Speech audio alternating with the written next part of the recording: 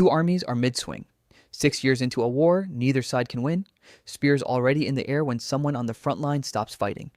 Then another, then all of them, because the sun is disappearing, not behind a cloud, not behind smoke. In the middle of the afternoon, in the middle of a battle, the actual sun is going out and every single person on that field, mid-kill, looks up instead. This isn't a legend. This is a real Tuesday afternoon, May 28th, 585 BC. And by the time the light came back, a 6-year war was over. Not because either side surrendered, because the sky told them to stop. You've probably watched an eclipse from a lawn chair wearing a pair of cardboard glasses with a snack in your hand. For almost all of human history, that same 15 minutes was one of the most terrifying experiences a person could have. So, what did people actually do for thousands of years before anyone understood what was happening above them? Here's why it hits so hard. A total solar eclipse is genuinely rare. Any single spot on Earth sees one, on average, once every 375 years. Most people who ever lived witnessed one, maybe two, in an entire lifetime, never enough to get used to it. Never enough to stop being terrifying. The ancient Greeks didn't even have a neutral word for it. Their word eclipse comes from eclipses. It doesn't mean covered. It means abandonment. To them, this wasn't one object passing in front of another. This was the sun leaving. And it wasn't only a feeling. The air actually cools sometimes 10 degrees or more in a few minutes. The wind shifts. The light turns a color that doesn't look like dusk, doesn't look like a storm, doesn't look like anything else in nature. No warning. No build-up.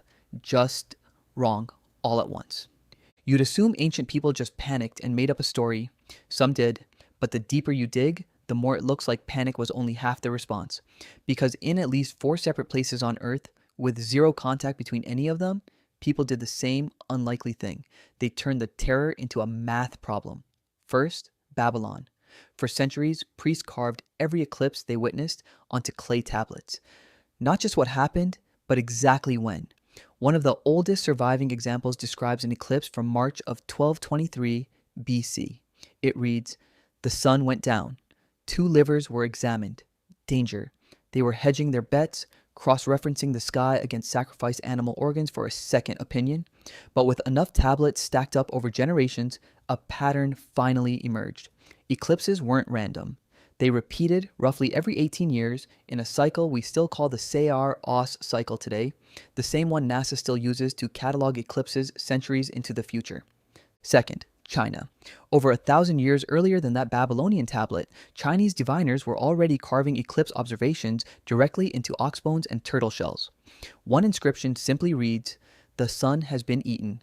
Third, the Maya, on the opposite side of the planet, with no ships, no roads, no possible contact with either of the other two, built their own eclipse calendar entirely from scratch, preserved in what we now call the Dresden Codex. Accurate enough to forecast eclipses years in advance. 3 unconnected civilizations. 3 completely different writing systems. All of them staring at the same unpredictable sky, and all of them independently finding the same hidden, repeating pattern buried inside it. And then, centuries later, someone took it one step further.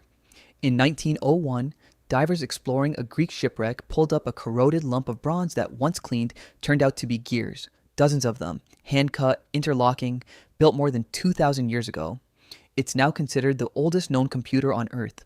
Turn a single crank, and it doesn't just tell you an eclipse is coming, it tells you what kind, roughly what the sky will look like, even how large the moon will appear. Somebody built a machine entirely by hand, whose only job was making sure they never had to feel that helpless. Again, 4 civilizations, 4 completely different tools, same fear, same fix. But here's the one that should genuinely unsettle you. In 1992, an archaeologist working in New Mexico found something carved into a rock that didn't match anything else in the historical record. Not a dragon, not a wolf, not a face, just a circle, with strange, tangled loops curling off its edge, unlike any other rock art anyone had documented.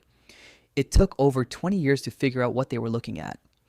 By cross-checking tree ring carbon data, centuries-old Chinese sunspot records, and European aurora sightings, researchers matched the carving to one exact date, July 11th, 1097, a total solar eclipse during a period of extreme solar activity, which means those loops probably aren't decoration.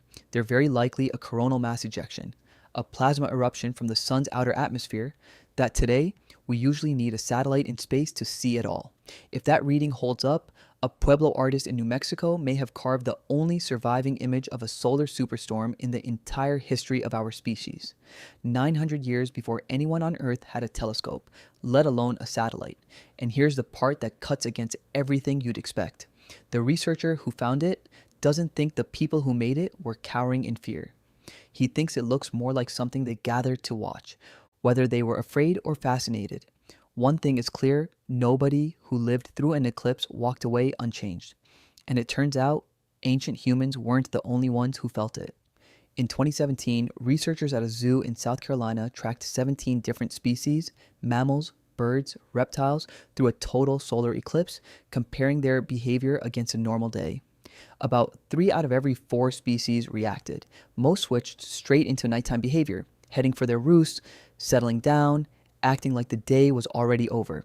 In 2024, a different team used AI-powered microphones spread across an entire continent to track wild bird calls during totality.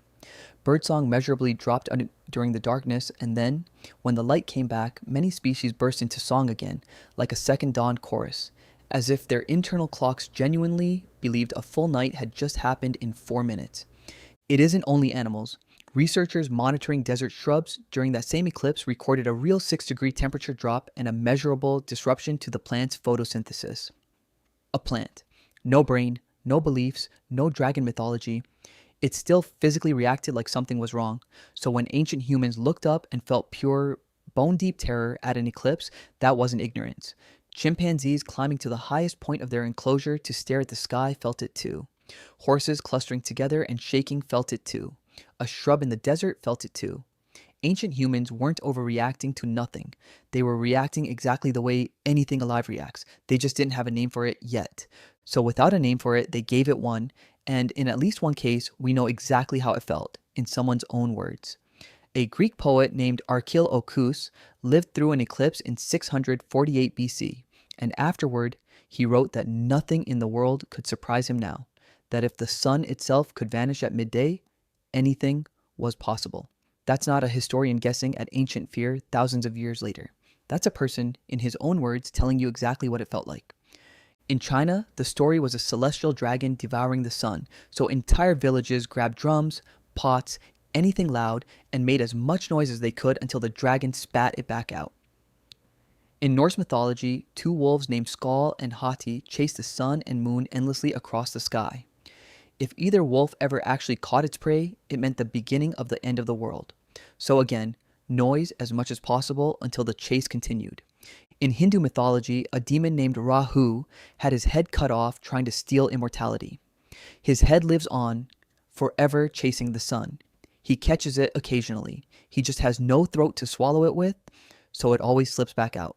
The Inca prayed to Inti, their sun god, believing an eclipse meant he was angry, and fasted until they understood why. Not everyone reached for fear. The Ba Tamaulipas people of West Africa told a very different story. That an eclipse meant the sun and the moon were fighting, dragged into conflict by human anger down on earth. Their response wasn't noise or sacrifice, it was reconciliation, publicly making peace with old enemies right there while the sky went dark to stop the fight above from continuing. And in Egypt, a civilization that recorded almost everything about the sky in obsessive detail, there's no clear written account of an eclipse at all. Some historians think it may have been considered too dangerous to even write down, as if naming it might make the sun notice. Which brings us back to that battlefield in 585 BC.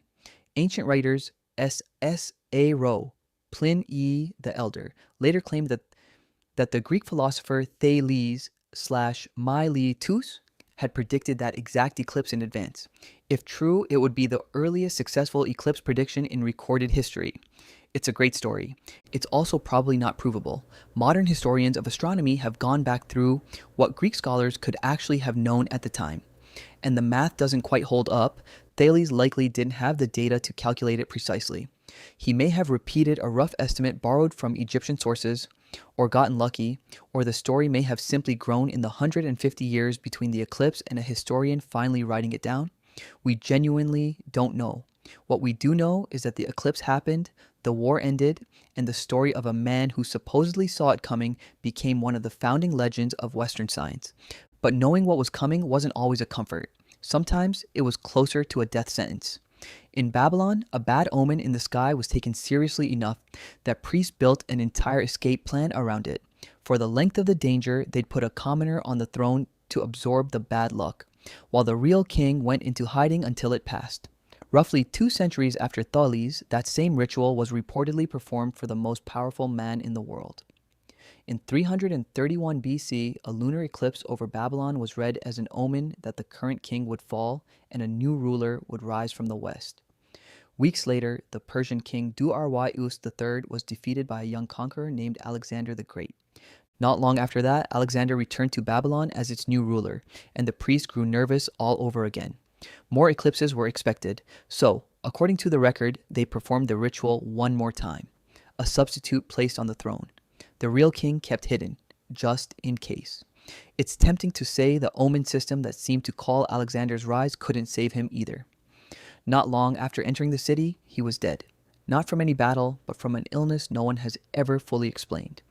We don't know whether the priests genuinely believed their own ritual worked. We do know that even the man who'd conquered most of the known world wasn't willing to bet against the sky. Here's the part that should genuinely surprise you. We didn't grow out of any of this. In 2017, a psychologist studied millions of social media posts from people who watched that year's total eclipse. The people standing directly in the path of totality, full darkness, full effect, use measurably more language about awe, about connection, about feeling something bigger than themselves. People just outside that path, watching only a partial eclipse, didn't show the same shift. Psychologists who study eclipse watchers describe an oddly consistent pattern, no matter how educated or scientifically literate the viewer is. A rising, primal unease as totality approaches, even in someone who understands exactly what's happening and knows precisely when it'll end. Then, when the sky actually goes dark, that unease flips into something closer to euphoria, and almost everyone who experiences it wants to see another one. 2,500 years ago, a battlefield full of armed men looked up and stopped trying to kill each other. Today, people plan vacations, drive across state lines, and sit in traffic for hours just to stand in a field and look up at the exact same thing. We didn't lose the feeling. We just stopped needing a dragon to explain it.